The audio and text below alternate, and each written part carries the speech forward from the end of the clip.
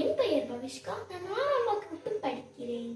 இன்று நான் சொல்ல போவது தலைப்பு திருக்குறளுக்கு கதை சொல்லுதல்.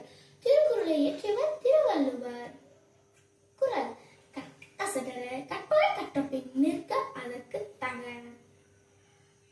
கதை: ஒரு பள்ளியில் நிறைய மாணவர்கள் படித்துக் கொண்டிருந்தார். அதில் அருண், வருண் என்று 2 நண்பர்கள் உள்ளார். அருண் நன்றாக படிப்பான். ஆனால் வருண் அப்படி இல்லை. ஒரு நாள் பொது தேர்வு வந்தது. அதில் அருண், வருண் 2 பேரும் தேர்வை எழுதிக் கொண்டிருந்தார். வருண் நன்றாக எழுதிக் கொண்டிருந்தான். ஆனால் அருண் சோகமாக எழுதிக் கொண்டிருந்தான். தேர்வு முடிந்தது.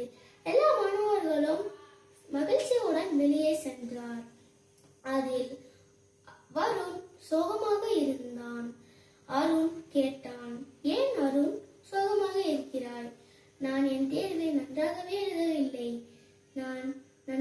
நான் புரிந்து கொண்டு படிக்கவே இல்லை எந்த பாடப்பகுதிகளையும் என்று கூறினான். வருண், நீ எந்த பாடப்பகுதியும் புரிந்து கொண்டு படிக்க மாட்டேங்கிறாய். அதனால் தான் நீ தேர்வை நன்றாகவே எழுத மாட்டேங்கிறாய்.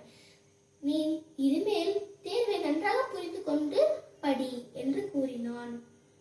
கருத்து: நீங்கள் என்ன பாடப்பகுதிகளை படித்தாலும் நன்றாக படித்தால் தேர்வை நல்ல மதிப்பெண் பெற முடியும். நன்றி.